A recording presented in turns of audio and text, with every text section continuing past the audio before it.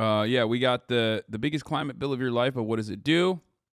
Well, let's start off with that. Let's do President Biden signs the Inflation Reduction Act into law, and then we'll watch, not friend of the show, but I wish he was a friend of the show, a vlog brother, Hank Green, discuss how exciting the climate component of this bill is, even if I don't fully agree with his takes.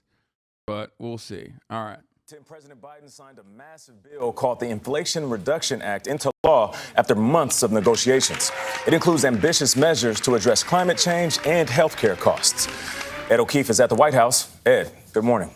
Nate, good to see you. The White House and Democrats overall now think they've got something good to sell to voters. The Inflation Reduction Act includes the largest ever federal spending to combat climate change. It would reduce health care costs or keep them lower for many people on Medicare and the Affordable Care Act. I've seen you say before that the reason you're not vegan is that it's tasty. Do you think taste is more important than the life of an animal? Yes. Two reasons why I'm not vegan. One, meat substitutes don't have the same macronutrients. I've tried it. I got a bunch of like cool stuff that I could eat, and it tasted pretty good. If it tastes good, then it doesn't have the good macros, and if it has good macros, it doesn't taste good.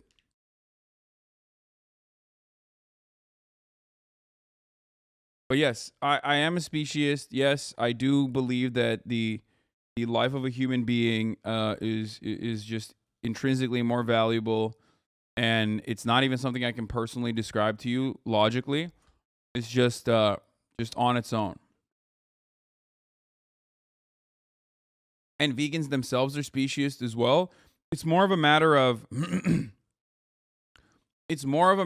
like whether that speciesism allows you to feel like it's acceptable. It's morally acceptable to eat a animal or not, like end a life and eat an animal or not. And for me, yeah, it is. And also, as far as I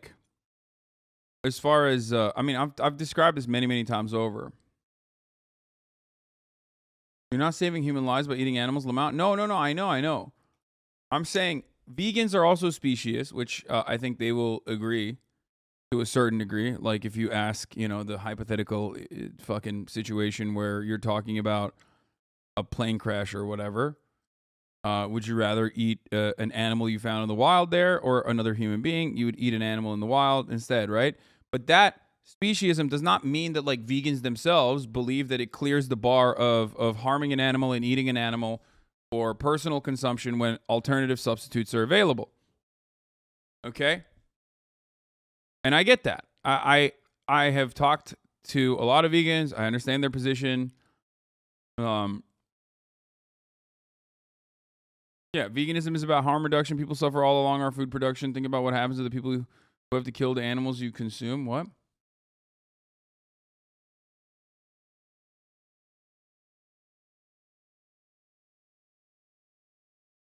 I agree that I'm species to a certain degree. I'm vegan. Yes, of course. Everyone is species. That's normal. That's a normal opinion. That's a normal approach. Any vegan that tells you that they're not species at all is lying to you. It's more so about whether or not that speciesism is a standalone justification for consuming animal proteins, like ending the life of an animal. And vegans don't agree.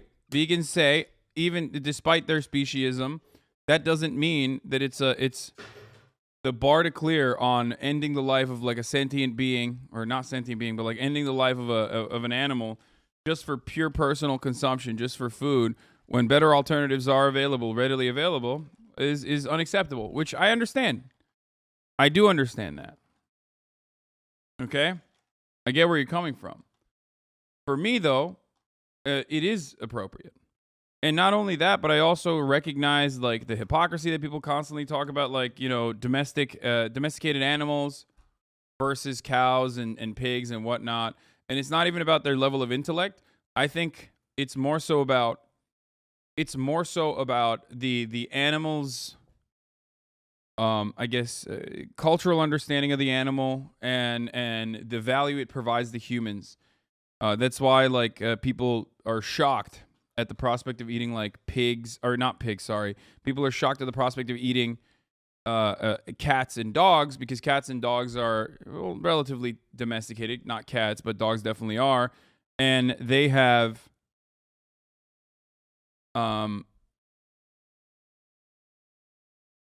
value to humans beyond, they have value to humans beyond consumption, like beyond meat.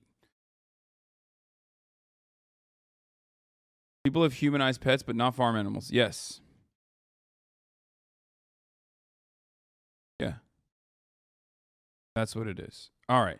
Let's get back to a way to try to reduce our carbon footprint without stopping our animal protein consumption. The Inflation Reduction Act. And it's paid for with new taxes on billion-dollar companies that right now pay almost nothing to the U.S. government in taxes. The legislation was made possible after a deal was struck with West Virginia Senator Joe Manchin, who was on hand to receive the pen from the president. That's quite the picture right there. Mr. Biden also gave a preview of what to anticipate this fall campaign season. The bill I'm about to sign is not just about today, it's about tomorrow. It's about delivering progress and prosperity to American families. It's about showing the American and the American people that democracy still works in America. Yeah, Americans were like, dude, can we please get some fucking tax cuts for corporations that are switching over to like some additional carbon capture initiatives? That's what America democratically wanted. I feel like if we democratically were able to, if we were able to democratically align on legislation and the legislative agenda, more Americans would probably want to, like, kill Joe Manchin, literally, within a military tribunal where at the end they line him up against the wall and like fucking blindfold him and shoot him, okay, in a fire drill. Than this bill, like straight up. I think legally, okay, and no, this is not a video game moment. I'm saying like legally speaking, okay. If there was a hypothetical, theoretical scenario in which Americans were able to democratically organize, more Americans would probably agree to a military tribunal where Joe Manchin is like punished for treason, okay, than this fucking bill. Now, this bill is all right.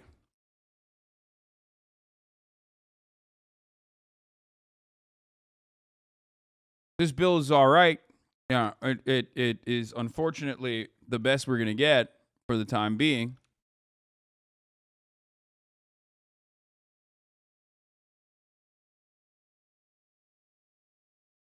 I know an Orthodox Jew who unironically includes Joe Manchin in his daily prayers. What? Yeah. West Virginia senator has agreed to support climate action, but only after ensuring his home state would remain a fossil fuel fiefdom. So disgusting. Vacation is over next week. The president and members of his cabinet are scheduled to attend dozens of events in at least 23 states to talk about the plan, and they'll be directly or indirectly campaigning for fellow Democrats. One person, though, who won't be out anytime soon is the First Lady. Dr. Jill Biden tested positive for COVID-19 yesterday. She is going to stay at the home in South Carolina that the Bidens used for the first part of their vacation and will leave there once she tests negative twice. The president, for now, is in nearby Delaware at their home. Damn, dude, he ain't getting that Jill Brandon. He ain't getting that Jill Brandon action. All right, so let's listen to one of the Vlog brothers talk about this bill. I want to hear what their takes are. Joe Biden is probably going to sign the largest single piece of climate change legislation any country on our planet has ever enacted, but everything I have read, and I have read a lot, is frustratingly thin on detail. And as I tried to do the research myself on that, I discovered why. I've been going over nonpartisan analyses, Congressional Budget Office reports, talking to the people who wrote those reports, talking to the administrator of the EPA, even in some cases, reading the actual text of the 700-page bill, and what I have found has been a surprise, but also a bit of a delight. So let's start at the beginning. I also think it's pretty poetic that Joe Brandon gave Joe Manchin the pen he signed the bill with, as though like Joe Manchin is the climate hero in this circumstance. Wait, what?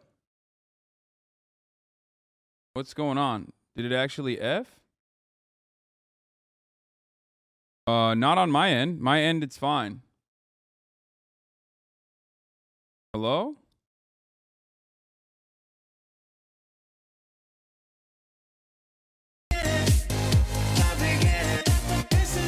Around 4 billion years ago, something started to be alive on Earth, and ever since then, that life has had a profound effect on the planet. Photosynthesizers used sunlight to break up carbon dioxide, build their bodies out of the carbon, and release the oxygen. That oxygen made all kinds of interesting, weird things happen, including at one point killing almost everything. So no, life creating atmospheric change that has a profound negative impact on life, not actually new. Over time, Bro, I love cowboy shirts. I hate to say this because I know like people clown on my fits all the time, and I'm trying to change that. Okay, a lot of influencers are getting paid big money to only tout positives for the IRA. Wait, really?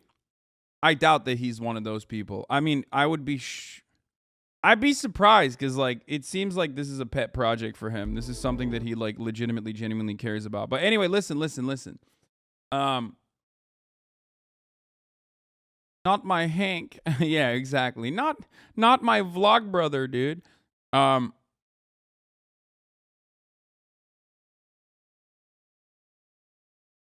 think this is like a 100% free moment for him. He is pretty libbed up. So, yeah, I was going to say, unrelated to the video at hand, we are going to do that. We are going to cover the video, obviously, but unrelated to the video at hand, I just have to fucking point out really quickly that this shirt is the worst shirt I've ever seen. Oh my fucking Lord. And I love Western shirts. This is disastrous, okay? Why is Hank Green wearing the new generation Spider-Man Miles Morales outfit of Western shirts, okay? This literally looks like a Western shirt that was made exclusive to promote the upcoming Miles Morales Spider-Man movie, okay?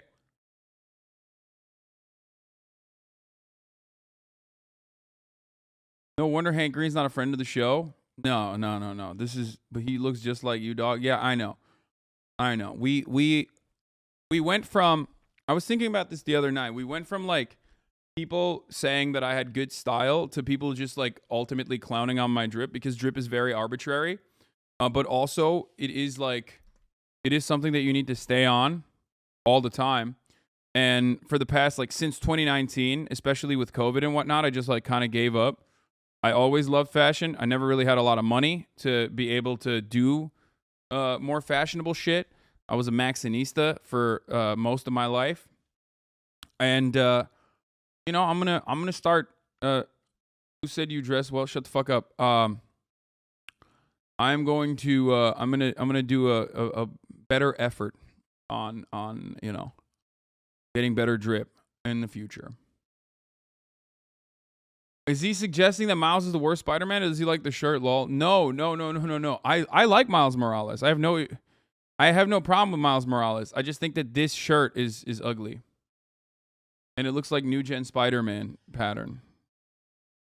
Impact on life, not actually new. Over time, life kept shoving energy into carbon-containing molecules, and then after the life died, those molecules would break down and the energy would be re-released. But sometimes the molecules of the dead thing would stay trapped, and they wouldn't break down, and they would get stuck in the earth, where they'd heat up and get squished and become coal or oil or natural gas. All of that energy, emitted by the sun, grabbed by life, and then stored by the earth, waiting there to power your car or your refrigerator or your Microsoft Zoom. That energy is what has powered so much of our modern lives. But as we have released that energy to do things with, we have also released the original molecules that it was stored inside of. Those complicated carbon molecules get broken down and carbon dioxide gets released. It is a molecule that is opaque to a lot of infrared radiation, a gas that makes our atmosphere less clear to heat. And so heat that would otherwise escape no longer is. There is more energy in the atmosphere, and it's changing weather patterns, increasing droughts and fires and storms and heat waves. But unfortunately, we also really need all of that energy to prevent people from dying in heat waves,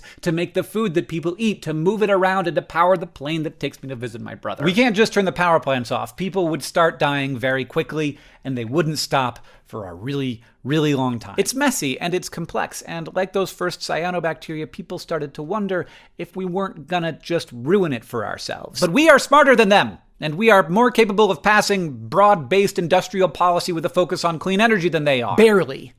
Just barely. And that brings us up to now. I'm so excited, and I just can't Oh, fuck. Now In 2005, a couple of years before this YouTube channel began, the US hit peak carbon emissions of 7 billion tons per year. At the time, that problem looked pretty insurmountable. This is Jesse Jenkins, one of the world's leading experts on modeling decarbonization efforts, talking about those dark years. At the time, if you could get a wind farm that costs less than $100 a megawatt hour, which is like triple the normal electricity rate, that was a great deal. Yeah. And solar was 10 times the cost of normal power from a gas plant or something. But over the last decade, due to supportive policies in the US, but also abroad in China and Germany and Japan and elsewhere, we've taken these what we used to call expensive alternative energy technologies that at the time people were worried we couldn't get 5 or 10 or 15% of our electricity from without blowing up the grid. Right. And now they're cheap trillion-dollar mainstream technologies that are scaling rapidly and are powering in the case of some parts of the country. Do you know half of all historical human carbon emissions were emitted since you were born? Sigh. I mean, that's literally the least shocking thing I've ever heard in my entire life, especially considering the reality that, like, as technological achievements happen at an exponential rate, and more people have access to said technological achievements as it becomes cheaper and cheaper to both produce and also to consume, yes, we are going to end up, emitting way more carbon emissions than ever before. That's why, like, the average American's fridge in one day is like, or the average American's fridge annually is like, has the carbon footprint of a fucking entire nation if it's an underdeveloped nation. Country the majority of our electricity on certain days. I am in what seems to be a weird situation of being more optimistic now than I was 20 years ago, because in that time I have seen a lot of change. Since this YouTube channel began, we have dropped from 7 billion tons to 5 billion tons emitted per year in the US. In the next 15 years, according to Jesse's models, which admittedly are trying to predict the future, we will probably get down to 3.5 billion tons, 50% lower than our peak. This week I was able to talk to Michael Regan, the head of the EPA, and he also talked about this optimism. Even when I talk to past EPA administrators, the role technology plays in the solutions that we're seeking, the quickness of innovation and the evolution of business models, matching with technology and science and data, we can move much faster than we've ever moved before. We are aiming for net zero carbon emissions in America by 2050. And this is the first time in my life that I have felt like that might be possible. We have never undergone a shift in energy use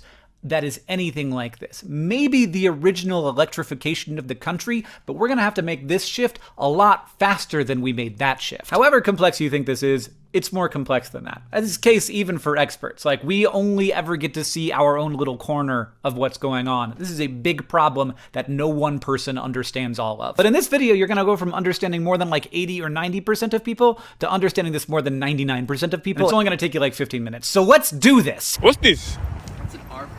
Okay, I like it. Picasso. This bill basically has 3 big goals, and I don't see them being talked about. So here's the framework with which to understand this. 1, we are trying to decrease the amount of carbon dioxide and other greenhouse gases we emit in the atmosphere. 2, we are trying to make the impacts of climate change and pollution and also this energy shift less impactful on people, or ideally a good thing for people so that they like it. Particularly, we would like to decrease the impacts on the most disadvantaged people. And 3rd, and this is important to understand anything that's going on here, this is a bill that is trying to make the United States of America into an industrial center of the clean technology revolution. Now, there are some other smaller things in the bill that don't fit into any of these categories. We'll talk about them in the future, but that's the 3 big things. Oh, look, each one of these blocks is $1 billion, and there are 369 of them, and we're gonna start filling them up. First, we wanna drive down the cost of installing renewable energy projects. That's wind, solar, and grid-scale batteries. That's gonna lower people's electricity bills, and it's also gonna make it so that when you plug in your electric car in the year 2027, we'll get to that, the power turning your wheels is going to produce less carbon dioxide. And wow, we have filled up a lot of our billions. All this money is here to incentivize power producers to use more wind, solar, and grid-scale batteries. That's gonna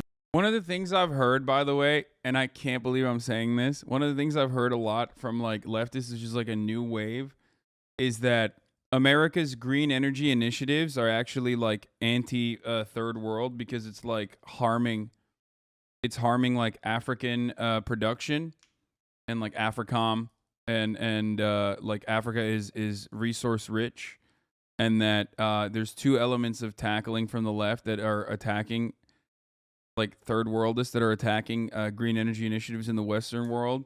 One is that this will create more opportunities for rampant colonial expansion, imperialist expansion, specifically like in places like Bolivia that are resource rich in lithium, which is profoundly important for battery technology. It's an important resource for batteries, and then Africa for oil and gas. Which, I mean, for the record, I don't have I don't think that is an adequate counter to a problem that will end up helping everyone overall. Reduce the amount of... Hank Green is also so aggressively anti-China that he forgets who actually leads in green energy and who's last, posturing, fucking libs. I mean, yes, he alludes to it a little bit. He alludes to this a little bit, where he says America will become a global leader in renewable energy initiatives once again with this bill, and that is because Russia and China have made a lot of efforts, a lot more efforts than America has in the past couple of decades in renewable energy initiatives. That is, of course, not factoring in a lot of the European countries and their efforts in switching over to renewable energy, but we don't care about that because Europe is an extension of America, whereas Russia and China are adversaries. So, but yes, the United States is mostly China, but no, Russia has focused on. I mean, I remember reading like I think it was, I don't know if it was a paper from the CIA or a paper commissioned by the CIA through a think tank about like the global efforts being made by America's foreign adversaries in regards to renewable energies. This was like a couple years ago, but especially China.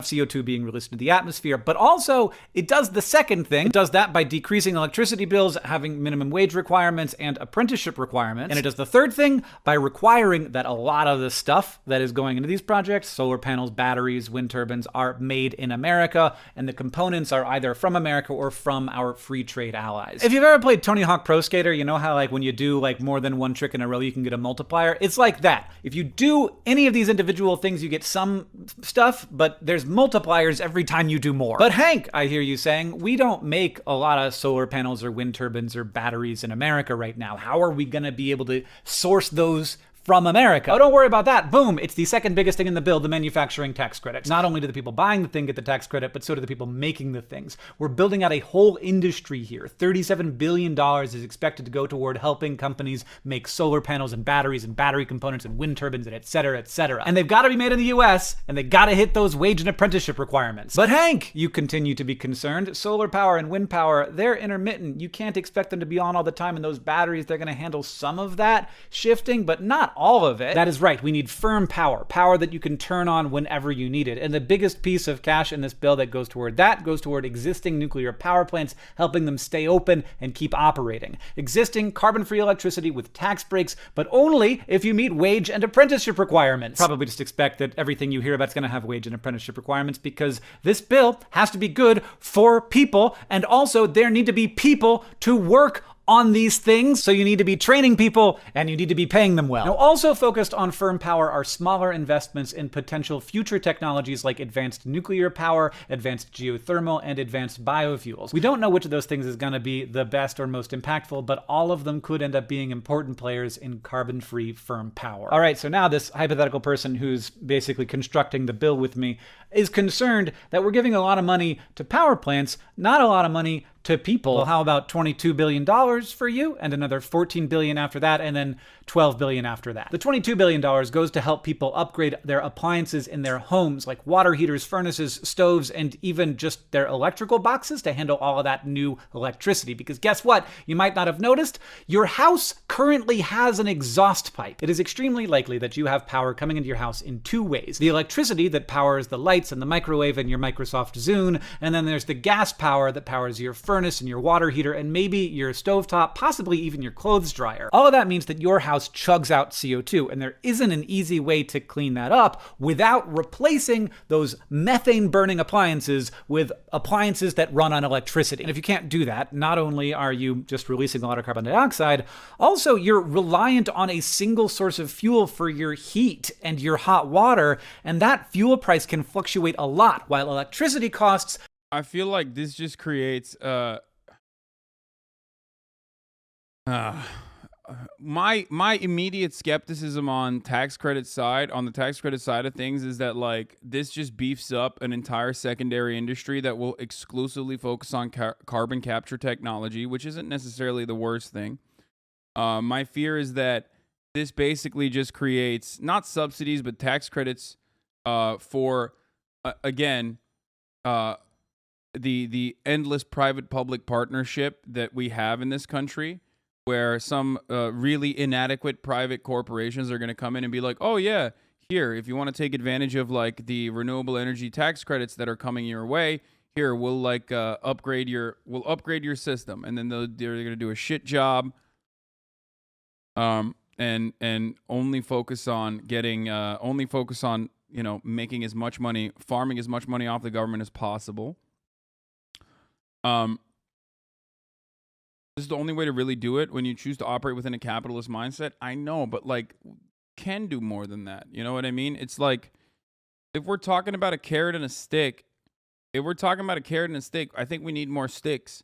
And if we're talking about carrots, I think we need like the government to provide the carrot rather than, build out a fucking entire industry of regulators, and also build out an entire a group of people on the manufacturing side that are working to do this. You did pre-watch? What? No, I'm not. I did not. What? How could I have pre-watched? Didn't this just come out? Carbon capture is a small part of the bill. Unfortunately, carbon removal will be necessary because we are at 420 ppm and we need to be at 350. So we need to do research on the best, cheapest ways to remove. The other side of the bill that I'm sure he's going to get to, there's no way he will not get to it, is the handouts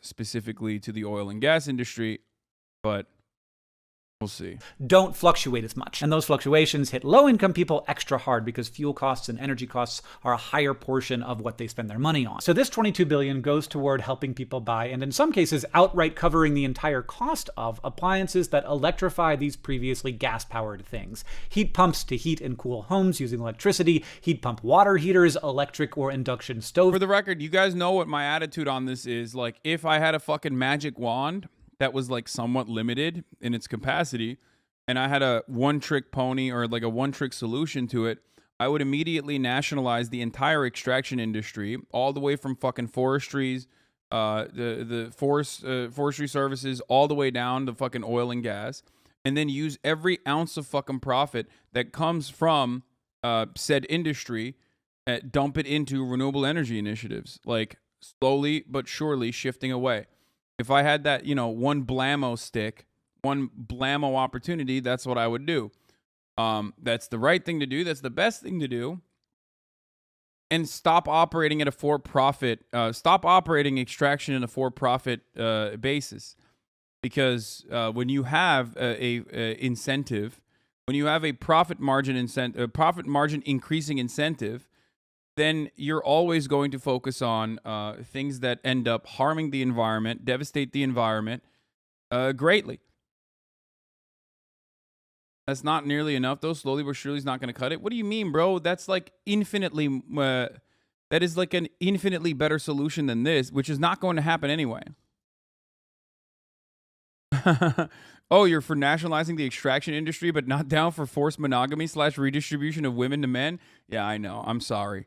Even though I do make the false promise that a subscription will get you a boyfriend or a girlfriend, it won't, but it will help you avoid the top of the hour ad break, which is coming right now because I forgot to run it earlier. At the top of the hour, or sometimes 19 minutes after, there's a 6-second ad break. If you no longer want to see those ads, all you need to do is subscribe, which you can do for $5, or you can do for free with a Twitch Prime by connecting your Amazon Prime account to your Twitch account. And you can also get gifted a sub if you're lucky. Thank you, Bill Vogue. Thank you, Janali1978 for the 5 gifted subs, allowing 10 people to no longer see the ads. Here's the 1 minute ad break now. Let's continue. Rooftops. Just buying one of these appliances saves people money in the long term already, but folks usually can't afford the upfront costs of that, especially doing all of these things at the same time. Well, no longer. The next $14 billion are to help people and property owners make their buildings more efficient, and these last $12 billion are for, you guessed it, electric vehicle tax credits that you probably can't use. I know what you're thinking. All that sounded so great until that last part. Why can I not use my electric vehicle tax credit? Because of the third thing. These cars also have manufacturing requirements. And when this bill goes into effect, the number of cars that will qualify for that is quite small, and they will all be sold very quickly. Now, there were already tax credits on electric vehicles, but those credits only apply for the first 200,000 vehicles from each manufacturer, and many manufacturers, GM, Tesla, etc., have already burned through all of those. This extends those indefinitely for the next 10 years, but only if they meet the requirements. Because again, the bill is about all 3 things. Other countries have had this kind of industrial policy for decades, and that has allowed them to build up their industries producing these things. And the people who crafted this bill, for better or worse, want the Tax credits are not pointless. It's the only thing you can do if you want to, as the chatter also correctly pointed out. If you want to operate within a capitalist framework, that's the only thing you can do. Like, it sucks, but that's the only thing you can do. Subsidies is another thing you can do, which is kind of like tax credits. But, you know, it's just...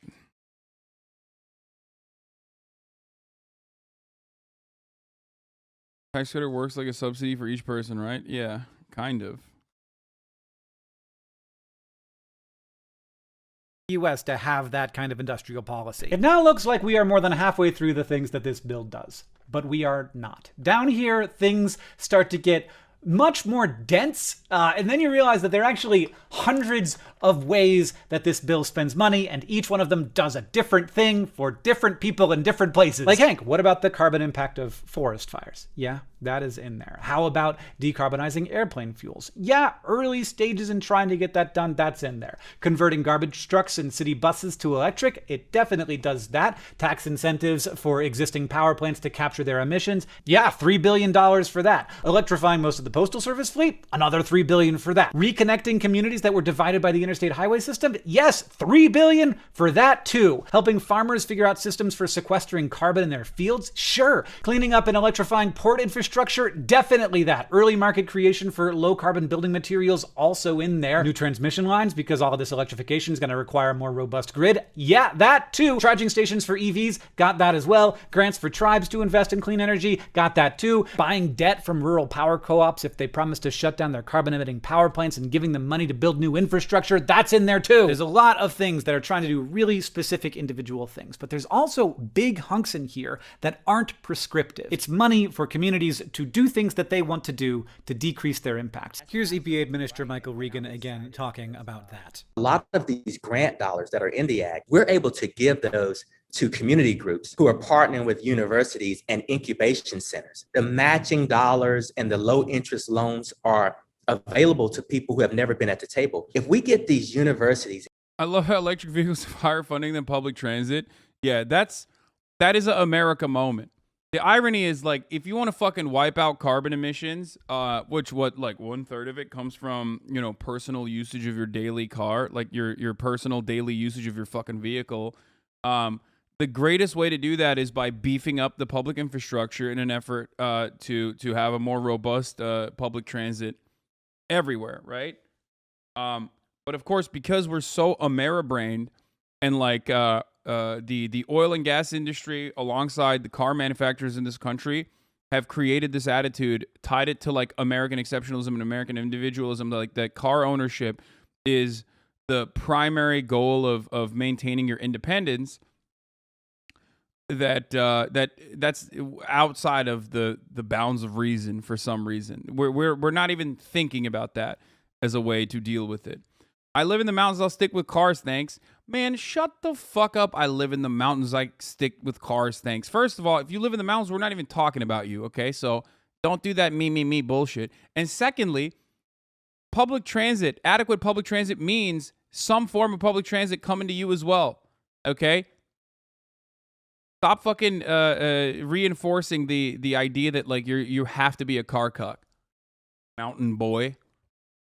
Motherfuckers be like, I live in the mountains, you know, I'll stick with my individual vehicle. It's like, bro, okay, well, you know, that kind of attitude is the exact same attitude as to why if we privatize the fucking U.S. Postal Service or the U.S. Postal Service operated as a fucking for-profit institution, you would not get any of your fucking mail. So shut up.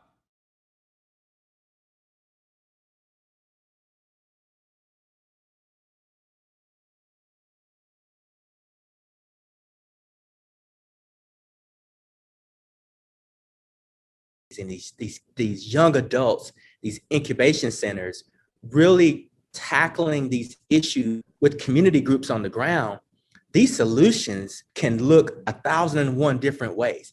And we have to feed all of these solutions to see which ones work for each individual community. We don't have to accept the notion that there's a one size. Also,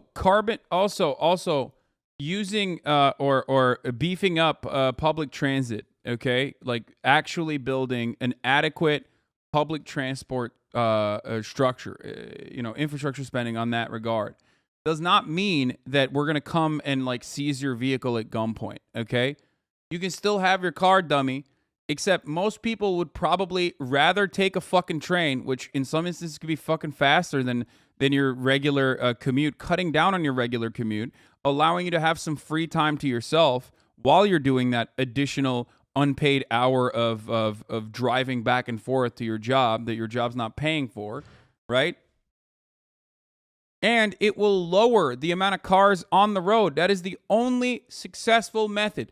More lanes on a highway will never lower traffic density, okay? The only way to lower traffic density is with public transit. That's it. There's no other way to do it. And yet, for some weird reason, people constantly act like that's not the case, and we shouldn't do that. And that if you do have public transit, that means like you're gonna have a homeless person stab you in the gut while you're there, like while you're on the ride there. You know what I mean? No, lanes don't help. Trains do.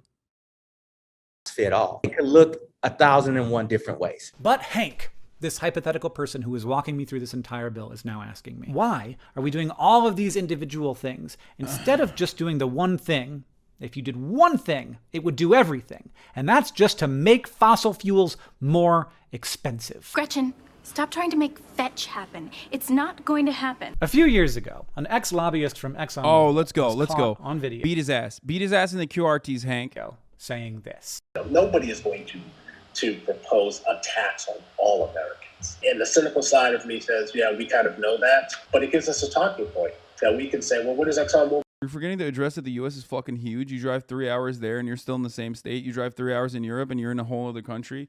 Yeah, it's so crazy. It's wonderful that like Europe doesn't have, Europe-wide railway systems. So that's why famously you can't take a fucking train from England to anywhere because, that's an island, right? Also, another country that's not as big as the United States, obviously, is China. Another country famously that doesn't have any adequate public transit. It's really cool. Thank you. Thank you for bringing in your Americentric brain into the conversation. And instead of very quickly and easily looking up if there is like, countrywide or continent-wide fucking railways in Europe or even another country like China and its railway system. Instead of doing that, you just decided to say, well, America's really big, brother. Yeah, I know America's really big.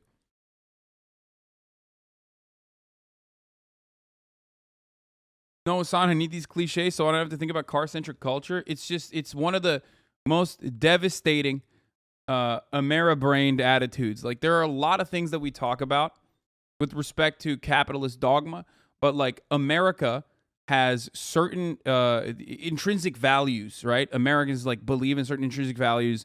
And like one of them is that cars create independence for you and people cannot let go of that. It's like permanently stable to the back of their minds.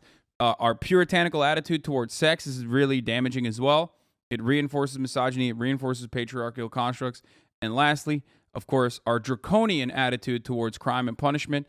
And that is also a part of the reason why America is not the most free nation on the planet. America has a quarter of the enslaved and not free population on the planet, despite making up only 4% of the overall population. So highest prisoner per capita number here in the United States. That's pretty cool. Really wonderful stuff. All of these Ameribrained attitudes are impossible to fucking reorient and deconstruct when people are still, even in a community like this one, trying to find reasons as to why they can't let go and they can't dream of a better future. That's the problem. Because when I say we need better public transit, I don't mean we're going to fucking come in and, like, you know, shoot you if you don't give up your Ford F-150 that you got from your father, okay? That's not what I'm saying at all. Obviously, you can still have a car. This would make the driving experience better too. You see what I'm saying?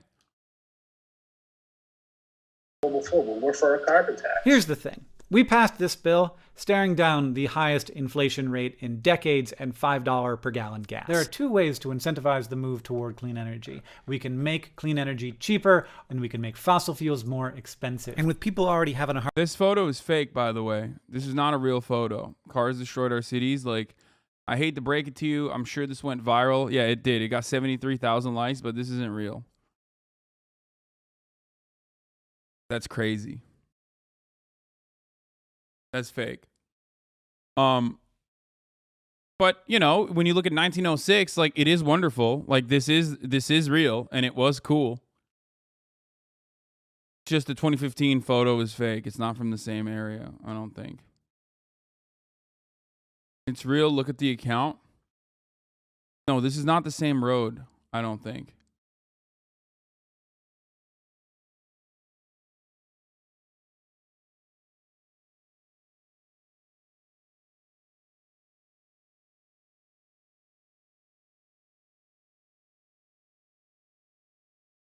To be fair, it's very clear it's not the same location, but they don't claim it to be in the same location, right? Cars are destroying our cities, though. At least designing cities around cars is absolutely.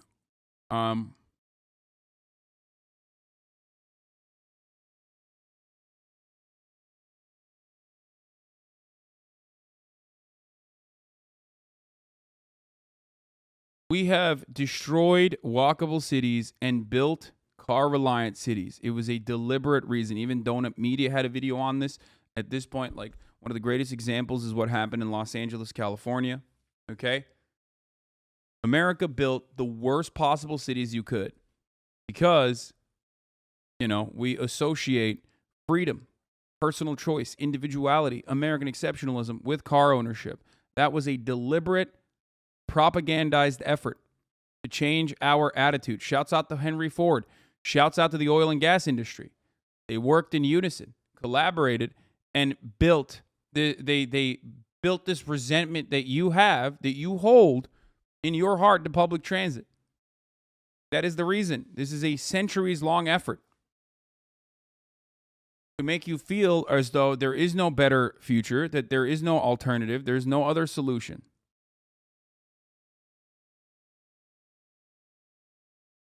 Literally pick a random street in Europe and you will find better urbanism than the U.S. Yeah, I mean, I personally loved Amsterdam so fucking much that it unironically made me into, like, almost into one of those, like, orange-pilled, incredibly annoying fucking Dutch-pilled, sock them global. I put a Taiwan flag on my Twitter account, my Twitter bio type motherfucker, okay? It's so nice. It's so fucking nice. It's so cool. Hard time getting their butts to work. Nobody in Congress was going to keep What do you drive? I drive an electric vehicle. I drive a Porsche Taycan, but like I've said before, if there was a magic bill that was like, if Hassan throws his Porsche Taycan into the fucking bottom of the ocean, we get public transit, I would do it tomorrow. I wouldn't even think about it.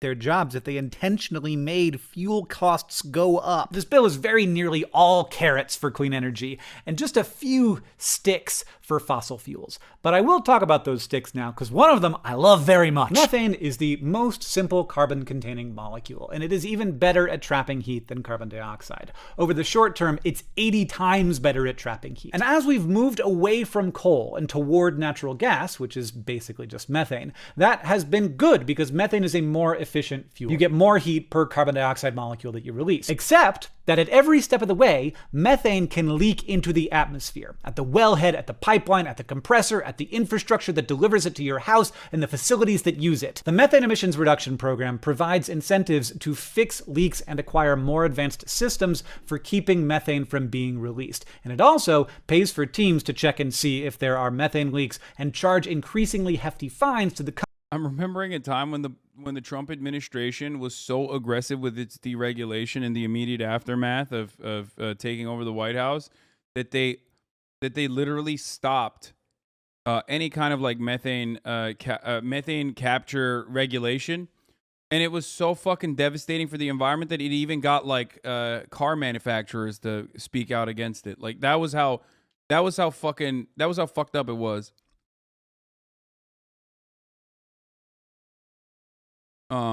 EPA had to make a rogue account. What? Shouldn't they have to fix the leaks already? How the fuck is that legal? America, baby. What do you mean? Also, it doesn't even fucking matter because what kind of regulatory mechanism do you have to ensure that these people actually follow through on methane leaks? Like, and fix them. There's also a racial angle behind lack of public transportation, preventing black criminals to move into the white suburbs. Yes, there is also that. Highways themselves are an adequate tool for redlining. They literally reinforced redlining and separated black suburbs that were underserved deliberately away from white suburbs. Companies that are releasing this entirely usable, potent greenhouse gas into the atmosphere. Those fines go up and up and up until they generate a fairly significant amount of revenue as it forces these companies to clean up their act. The other sticks against fossil fuels are fairly minor. They reinstate the Superfund tax, which is basically a big pool of money that polluters pay into, and that money is then used to rehabilitate the damage that they do to the environment. It is a super fund. When I was a kid, I thought it was the Superfund program. It's not that. There's also an increase in the percentage of money that the government gets back from oil companies when they take oil and gas off of federal lands. And finally, there's an increase in the cost of holding a lease without developing it. So just having it sit there and not using it, there's an increase in that cost. Both of those are basically ways to disincentivize companies from using federal lands to produce oil and gas. So there are a couple of things to keep fossil fuels a little more under control, but mostly we want their cost to remain steady or even go down as demand for them decreases because the alternatives are just better. But also, weirdly, there's a couple of carrots for fossil fuels. And I would do anything for love. Since we are obsessed with anything and everything that makes us feel bad, if you've heard anything about this bill, you have heard that Joe Manchin, moderate Democrat, forced the inclusion of a few very weird provisions. First, and most frustratingly, he took a few oil and gas leases in Alaska and the Gulf of Mexico that Trump had authorized and then Biden had paused and people have been fighting against for years and was like, you want my name on this? You make those leases happen. It's super weird. It's super frustrating. It's outside of the normal process. No one likes this.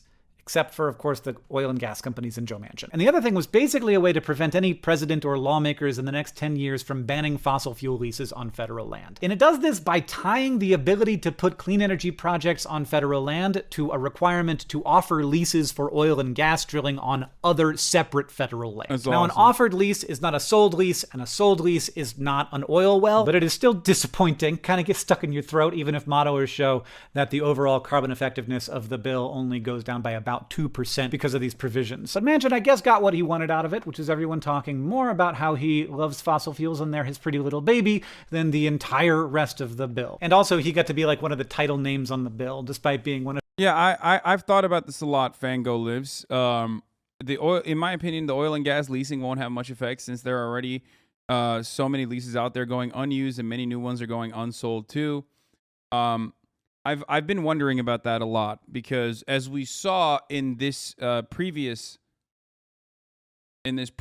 like massive inflation, artificial scarcity and inflation caused by OPEC and our also own domestic manufacturers, producers of oil and gas that purposely kept prices high in an effort to increase their profit margins to punish the American people and globally punish people for not purchasing oil at a time when COVID was happening and there wasn't a lot of transportation.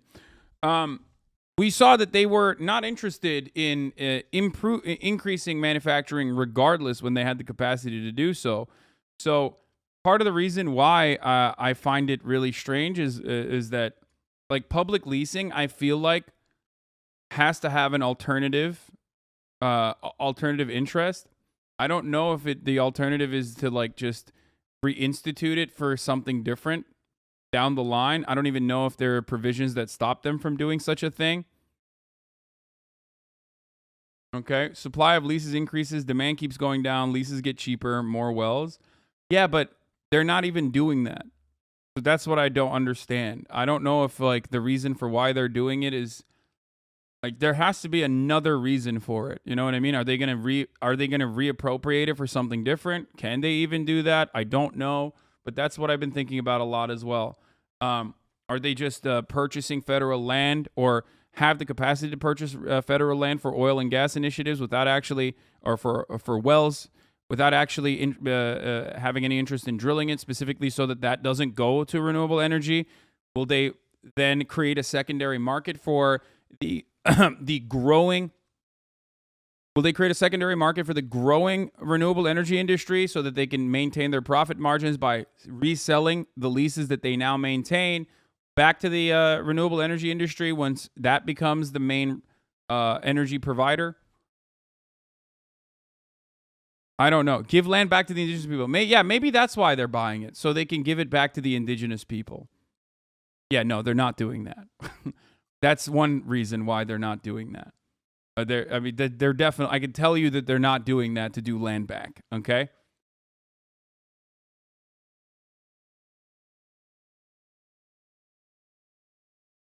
All I can think is either a land grab to steal land from the government, or they're going to pump production when green energy takes off. Maybe. I don't know. There is tribal funding in the bill. It's something. I know. There's also $60 billion, I believe, according to Alexandria Ocasio-Cortez. There is about $60 billion for environmental justice investments in communities disproportionately harmed by climate change and pollution. For those of you who say, oh, well, that's just lip shit. No, that's actually a desperate measure that is absolutely a necessity for survival. We have time and time again covered this aspect, the environmental justice aspect, the racist aspect of drilling, and the toxic chemicals that you release into areas that have no way to push back because they have no power, they have no voice, they are poor. Poorer neighborhoods have higher chances, a higher likelihood of developing cancer for that reason. This is money that will go directly into underserved communities that will be able to rebuild. Hawaii is a great example of this too. I mean, that was the military, but more in that. So environmental justice funds all the time, and it helps remediate areas without big money. Yeah, Louisiana, the entire fucking state, is a great example of this. I mean, everywhere in the United States of America, every reservation in the United States of America has been long dicked by energy production because they don't do it in the backyard of a fucking oil baron. They're never going to do that there because they know, hey, I don't want to fuck up my water supply. I don't want toxic pollutants everywhere. I don't want my children to grow up in an area where an area that's called Cancer Valley, right? Yeah. I don't want my children to be playing in a fucking pond that has toxic waste dumped into it. Yeah, the poor people end up getting the short end of that stick. So it's not just minorities, Chad. It's anywhere that's poor. Exactly. But oftentimes it ends up disproportionately affecting, marginalized communities, obviously. One of its biggest opponents. So now the right question to ask is all of this going to work? And luckily, I have prepared for you more squares. Each one of these is roughly 5 million fewer tons of CO2, and by 2030, there are 200 of them. So that's roughly 1 billion fewer tons of carbon dioxide per year. Here's where we'll be. Decreased CO2 in transportation saves us 280 million tons per year. Cleaner power generation saves us 360 million tons. Cleaner industry industry saves us 130 million. Cleaner buildings save us around 70 million tons. Same for the equivalent carbon dioxide effects of mostly methane, but also other greenhouse gases produced by cars like nitric oxides. And finally, carbon sequestration in agricultural and forest lands gets us a final 80 million tons. And of course, we do not pause there. The effects of these changes are projected to get us down another 500 million tons by 2035. I'm aware that there are going to be people who are going to be mad at me for being pretty unapologetically excited about this bill. Like, I'm mad that we lost the Civilian Climate Corps, which would have been thousands of young people working on the ground on these problems. I am frustrated that we lost a lot of due process on these oil leases, and they weren't even something that I was actively working on, so I can't imagine what it must be like for the people who've been fighting those battles. Look, I don't know if it's that I'm old now, or that I'm privileged in like 1,000 ways, or that I've been through a number of climate fights that went very badly. Or maybe I'm just thinking practically about the fact that this might be our last chance to get something substantial done for years, like many years maybe, especially because there was every likelihood that this could. For the record, that was, what were those blocks? Those blocks were what? 5 million tons, right? Every single one of these blocks is 5 million tons, right? I just want to point something out right now really quickly that will probably doom pill you a little bit further, even though I know Hank hates that. But here is where the vast majority of our carbon emissions come from. First and foremost, it's almost 2 billion, billion with a B, not million, 2 billion metric tons in 2017 were coming from transportation. And the vast majority of those emissions came from driving passenger vehicles. So a gigantic swath up to 1 billion tons, not million, 1 billion tons of emissions is coming directly from individual car culture. People driving around in their own vehicles when they could very easily be able to reduce traffic density and if we had adequate public transit, greatly reduce the carbon emissions that are coming from driving individual vehicles.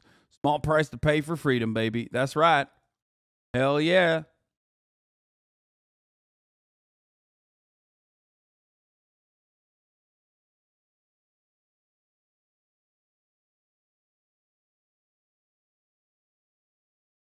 Okay.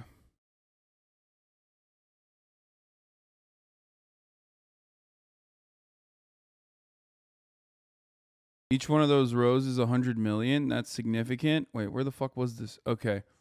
Yeah, that's 1, 2, 3, 4, 5, 6, 7, 8, 9, 10.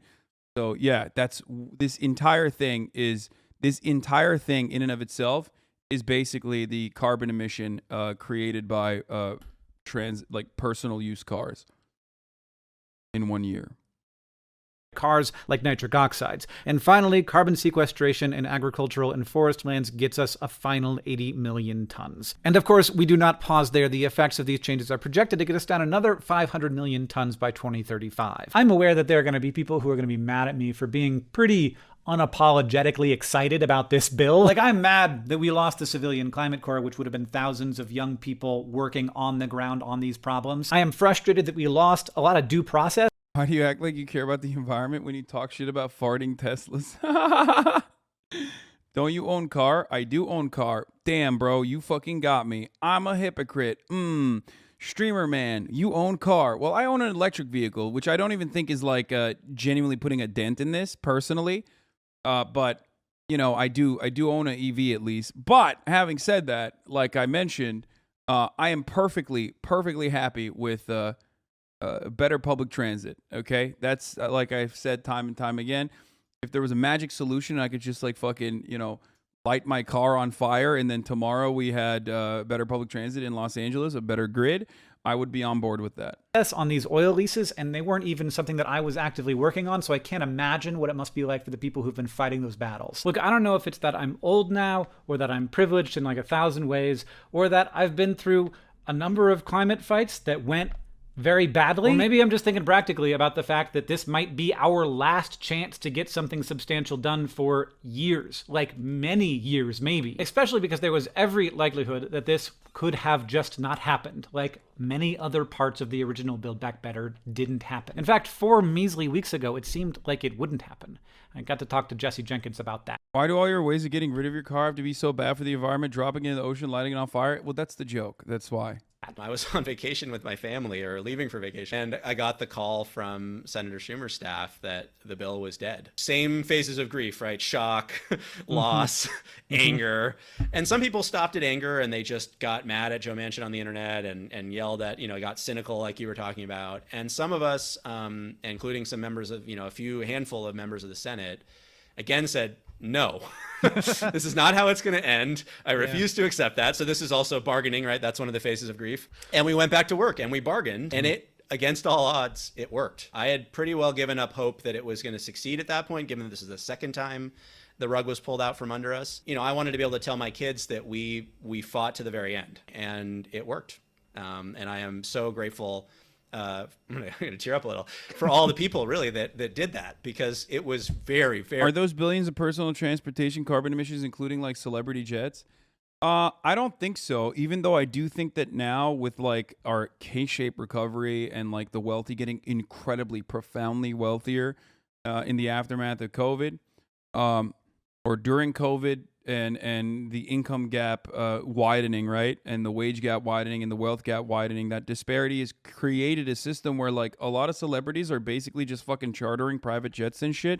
But even that in and of itself does not fucking put a dent in the carbon emissions caused by a disgusting, abhorrent industry that should not exist. I am, of course, talking about, and some of you already know this, cruise ships, okay? If there was an opportunity to take every cruise ship and just fucking nuke them into space, I would do it. I would put all the Republicans in it first, but then I would also fucking, and all the executives of cruise ships, and I would just fucking fly them out to space. No reason for it. Absolutely makes no sense. It is it's just disgusting. One cruise ship causes as much carbon emissions as the entire continent of fucking Europe and its cars, okay? That's insane. The fact that it still exists, the fact that this industry has to exist is mind-boggling to me, okay? Mind-boggling. You are shipping it with whom? Yeah, it's just like, not true, that stat is misquoted. Right, really? I thought it was, well, regardless, it still is a fuckload, okay? It is a boatload. It is a ton of toxic pollutants. It's a ton of fucking... It should not have existed. In the aftermath of COVID, we had an opportunity to just fucking finally strike the end blow into cruise ships, which are also, the greatest way to transmit diseases globally. It's awesome. It's great. I think it's 1 million cars, not the entirety of EU. Okay, well, Your demented grandparents can be made to believe that they're on a cruise ship on land, okay? They don't need to do syphilis parties on the fucking cruise ship. They can do it in Florida, which is kind of like one big cruise ship. Just let them do it in Florida. Why do they have to be on a cruise ship? Make it feel for them like they are on a fucking cruise ship. It's easy. They have dementia anyway, okay? They don't know any better. Be like, yeah, grandma, you're going on a boat. It's going to be so much fun. Okay? No, let him do it. And then the boat is Florida. Okay?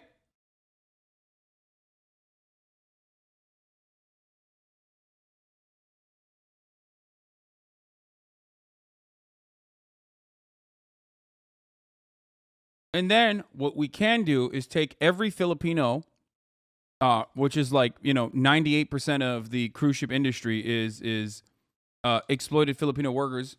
We turn them into the Maoist brigade, and then the Philippines become a Maoist nation, a Maoist third worldist nation. Okay, Pinoy gang.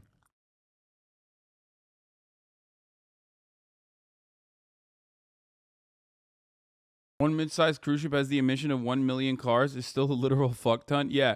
Like, I shit on cars a lot, but remember that, like, 1 million cars still has practical utility, whereas cruise ships do not. Yeah.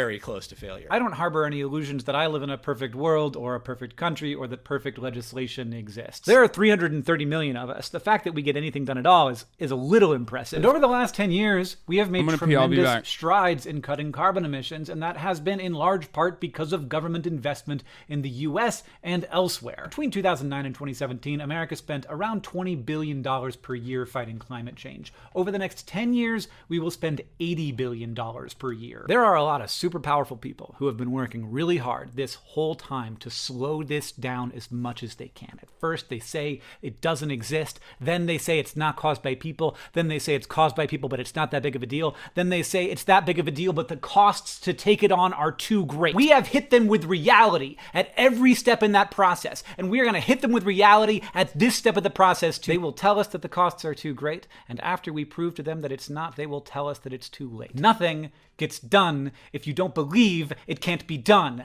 And I, for the first time in decades of this, have started to believe that it can be done. And it's happening, I think, for two reasons. One, because of the very hard work of a lot of people, from policy to science to communication and outreach. And two, because it is getting hard to ignore the very real effects of all of this extra energy in our atmosphere and in our oceans. We might be in a very narrow window here, a moment when the effects are too present for anyone to ignore anymore, but not so present that they will hold us back from implementing solutions. I don't know how long that window is going to be open, and I was not sure that it was open until somebody did something and said something, and they kept working, and they kept pushing, and they kept making the case that this needed to be done until it got done. But now it feels like the window's open. It does not feel like we are done. One big step does not get you over the mountain pass. There is much more to do, but as I've been saying, I am more optimistic now that this is a challenge that we can actually take on than I have been maybe in my entire career. John, I'll see you on Tuesday. Heads up. I can't stand this lib propaganda. There's literally kids in chat falling for it. I mean, he's not wrong, okay? There are two different ways to look at this, okay? He recognizes that it's inadequate, right?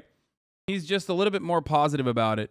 And obviously, when you are living in a reality where, like, good things seem unimaginable, even if you have, like, a minor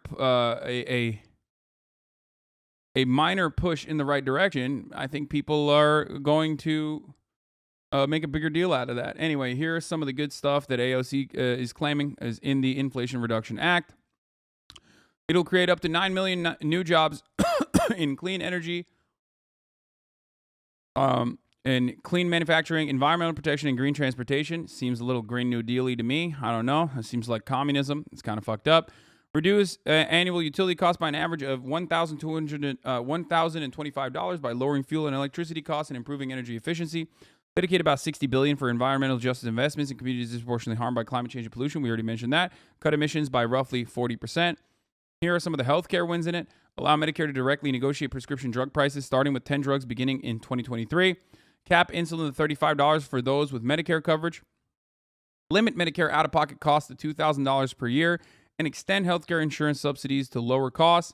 Unfortunately, it did not feature a provision that would allow you to be able to strap an executive at your insurance company that you are a part of onto a spaceship and fly them directly into Mars when they refuse to, offer you the network coverage that they claimed you would be able to get. So that's a bummer. That's what I would have added if I was a part of the legislative team behind this bill. So that's a bit of an F, okay? That's a bit of an L.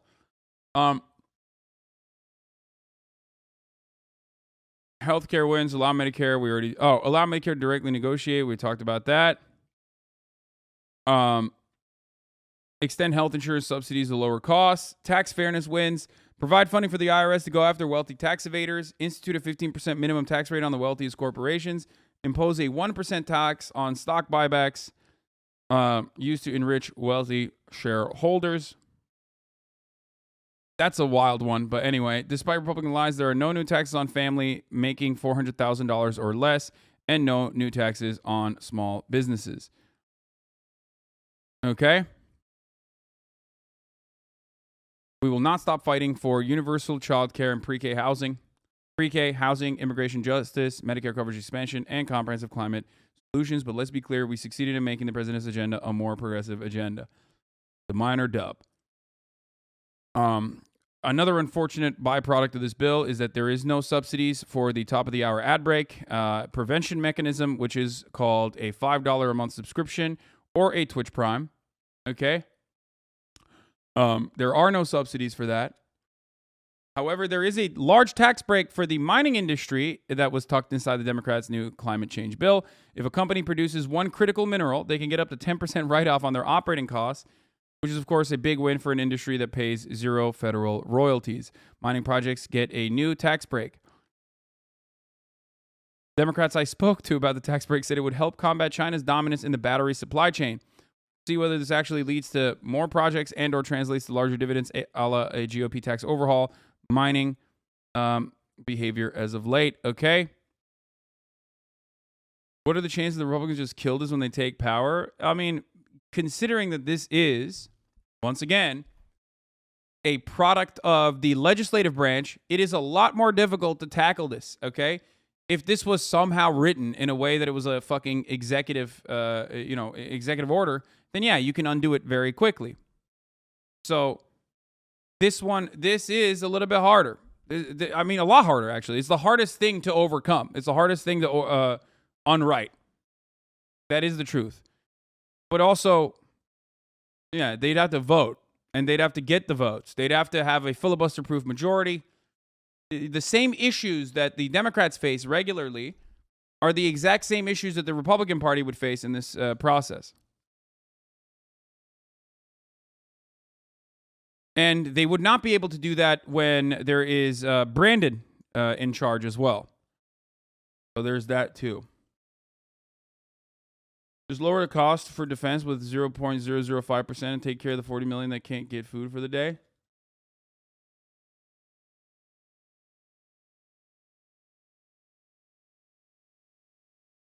They'd fire the parliamentarian? No, it's not just a parliamentarian. Even if they had a 50-50 majority like the Democrats currently do, let's say, in the Senate, right? And they fired the Senate parliamentarian. Of course they did, because they would do that. That's easy. That's a gimme. They would still need to have Joe Brandon sign off on it. And he obviously would not sign off on this. So, they would have to... This shit would get vetoed. Unless, that is, of course, unless we live in a future where Joe Brandon is no longer president because he died. And in the midterms, like, the Democrats fucking took the fattest of L's, and now there is a 50-50 majority. And then in the next election, Donald Trump became president again, in which case, yes, they could technically write it off. But why would they? Because this is a bipartisan bill. And what that means is that, there's a lot of pork for the corporate benefactors on the Republican side and the Democratic side.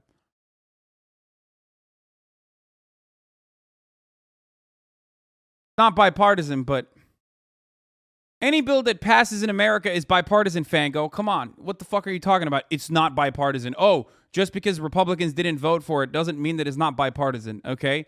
It quite literally is. There is no bill that passes in the United States of America that is not fucking bipartisan. Why? Because both the Democrats and the Republicans have the same corporate benefactors. They are the people who they care about. These are the people who they truly care about. What the fuck are you talking about? Not all bipartisan bills have to be voted on behalf of the Republican Party as well. It's like fucking increasing military spending or some shit. All right, let's hear what this is. What's your response to President Biden giving you the pen that he signed? Yeah, this is great. Exactly. Just like past bills, we know that Republicans will be happy to tout its successes in their home districts despite voting against it, which is what they do all the fucking time because no one fucking cares. That's one of the funnier parts about this is that, those motherfuckers are going to go back and be like, look at what I did for you. Okay? Look at what the fuck I did for you. Okay? I saved your life. I saved your industry. I'm bringing industry into this town. I did that. It's like, motherfucker, you didn't even vote for it. What do you mean? What's your response to President Biden giving you the pen that he signed the bill with? It was a nice gesture. A very nice gesture. I hate all these people. I mean, true. All right, we got the UK. We got the True Geordie fucking attacking Andrew Tate. Right, we're going to talk about that. Also, it's confirmed Joe Biden has seen the Dark Brandon memes. It's over. It's done. It was already done, but it's super done now. Look at that. The president seen the Dark Brandon memes, and please, if you can, why is this video built like an Apple commercial? Walk me through how this phenomenon was explained to the president of the United States. Well, the president's seen the images. Look, I think is this man streaming out of a pod? What is happening? Look, I think all I could say is this. We've had a couple very strong summer here at the White House that's premised on the president standing up very strong to special interests, standing up strong to terrorists, standing up strong for freedom in Ukraine, standing up strong to the various, standing up strong to the gun lobbies I mentioned, and go down the line. And if what people are recognizing is that strength, and that strength coming through, and the victories that strength produces, and they want to recognize it by tweeting or by posting images, or even by posting an image of him with his eyes turned red or whatever. I think the important thing is not what the viral image is. I think what's important is the idea. And the idea is that people want to see their president stand tough to these special interests, stands tough to the opponents of freedom. That's what they're seeing. That's what they're recognizing. And however people choose to express it, that's the important thing. Very diplomatic answer with that one. Yeah, more lasers. Yeah. Quiet quitting. We're going to talk about that as well. Bernie Sanders had some thoughts on the CHIPS bill. Old man doesn't like, old man doesn't want everybody to get a 3090. Bad take. Just kidding. This is what a rigged economy looks like. On the same day, a bill was signed into law to give a $76 billion blank check to microchip companies. Intel announced it will be cutting back on plans to increase jobs by $4 billion while increasing dividends for its wealthy shareholders. I'm obviously joking. This is completely fucked up. And also, that bill should have been like, here, $76 billion blank check to microchip companies. But we have to do one public flagellation or execution of an executive a year. Okay? I'm just saying. This is the least surprising thing, because remember when they did this exact same thing when like UPS and FedEx got together and wrote a fucking letter under Donald Trump to get tax cuts specifically because they were going to help with additional hiring, and then they turned around and did exactly this after those tax cuts came for them. Yeah, I remember. So that was cool. The chip bill is an incredible win. 3 factories on U.S. soil. No, that is a win. Except also, they're still doing that while not doing it in a nice way, as always. So.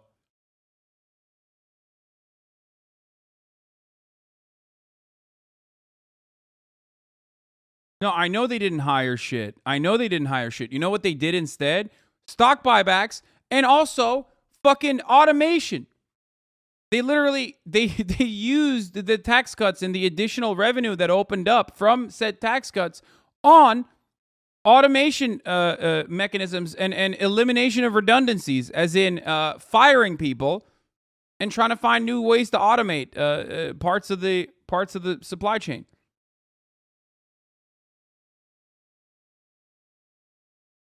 Held hostage. Entrepreneurs uneasy over Chinese government inaction.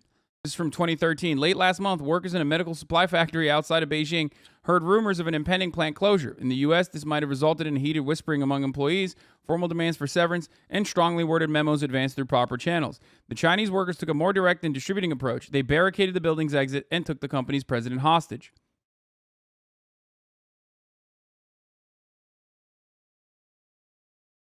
What the fuck? Automation is a fantastic thing.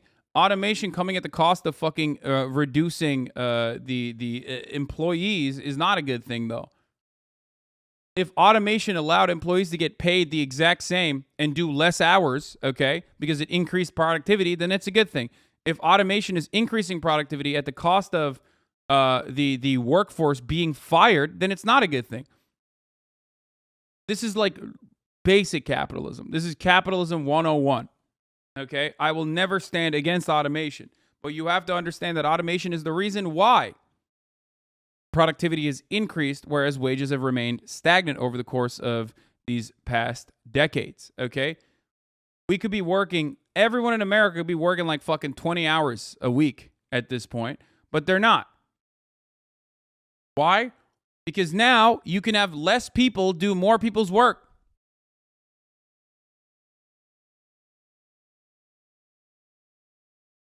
Automation in a capitalist framework is bad because those displaced workers are not cared for. Automation is not bad. Automation is still good.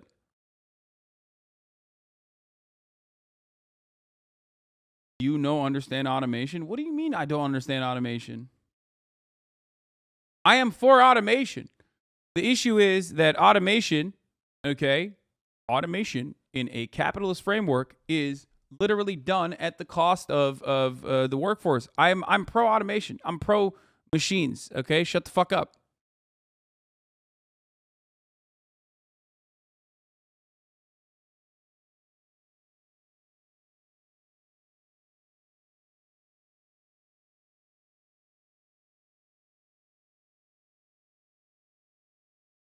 Workers' profits are being siphoned to buy robots to lay off workers.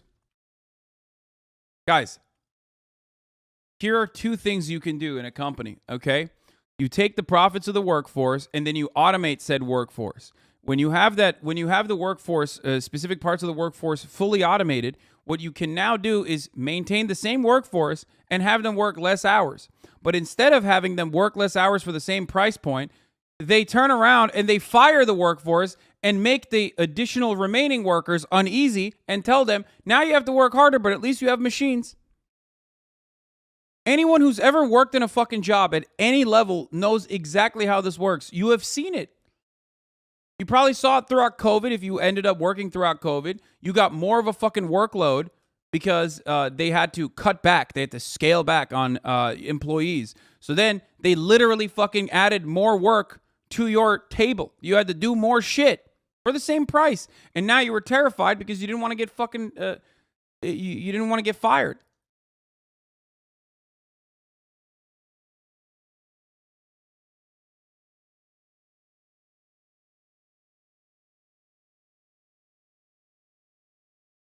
You cannot have communism without automation anyway, in my opinion. So there is that too. Someone's got to always clean the toilets. Yeah, also they'll fire you anyway, regardless, because, you're nothing. You're nothing to them.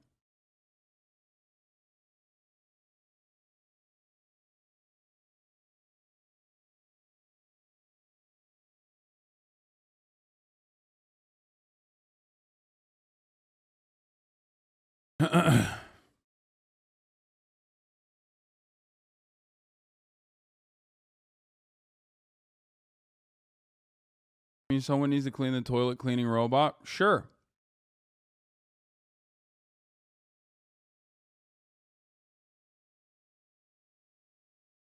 It also increases replaceability in your workforce since you don't need to be trained as much. Certainly, but you also have to, once again, remember that that problem goes along with capitalism. Automation can only be a problem under capitalism. It is never a problem under any other organization of the economy. Call it whatever the fuck you want. It's about what you do with automation. And if automation is being used as a way to replace the workforce and have the remaining workforce work extra hard and create additional profit, okay, then that's not good. It's just not good at all. If automation is used to ease the burden that workers have, okay, and literally lower the amount of hours they have to work for the same fucking price point because they're still literally producing. Their output is still incredibly high, if not higher as a consequence of automation, then that's fine. But that will never happen. That will never happen unless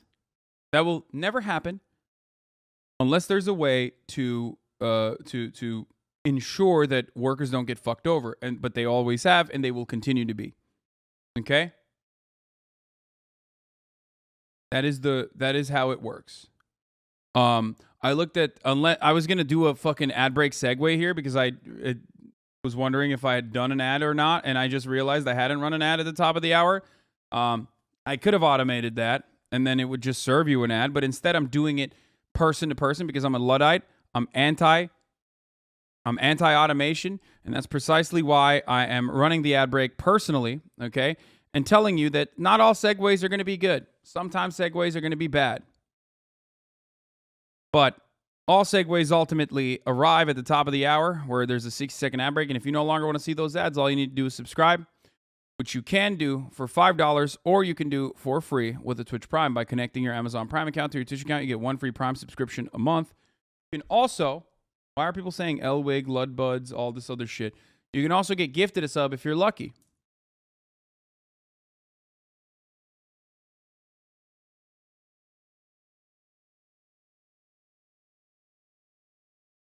Yeah. But not everyone is. Here's the 1 minute ad break now. Did a segue right at 1 and it was fire, but then you just continued talking. Oh, I forgot to run it after I did the segue? Jesus Christ. That's what it was. I was like, I think I ran it, but I didn't.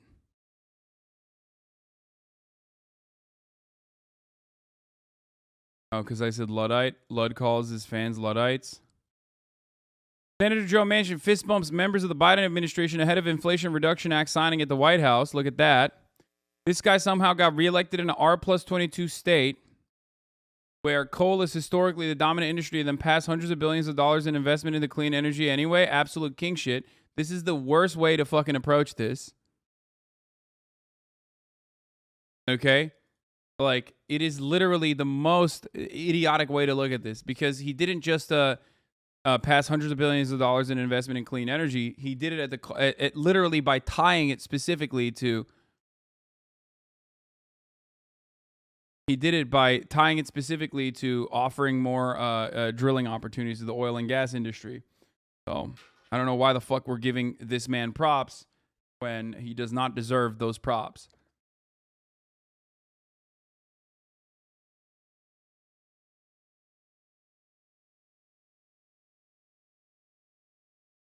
Libs framing Manchin as a snake.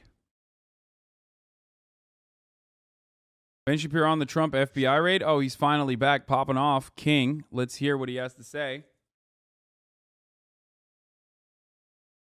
No, I too love when someone... This is literally... You know what this is? This is a bad boyfriend, okay? Here, I'll give you guys examples that you can understand. And it's something I do as well, okay? In my daily life, in my family as well. It is when you develop low expectations for yourself, for people around you, so the one time you do something like even a little bit on the right side, everyone celebrates you, okay? Very indecent. And while the impact of such actions might be marginal in your personal life, it is absolutely unacceptable if your legislators are doing that, okay?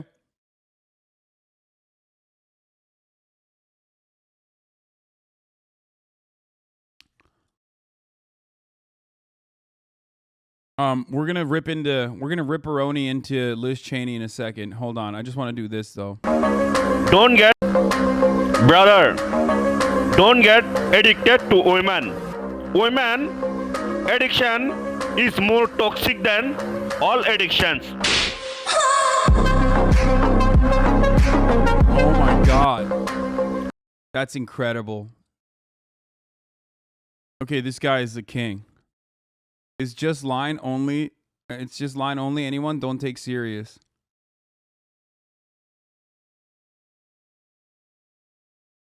Okay, I need to do a deeper dive into this man. He seems like he's got a lot of incredible takes.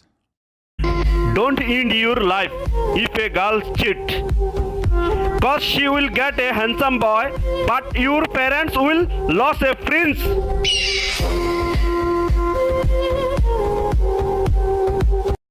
Oh my God. Don't end your life. Oh my God. This is my new fave. This is my new fave. Okay, we'll look at this later. Okay, we'll get back to this man later. He is incredible. All right.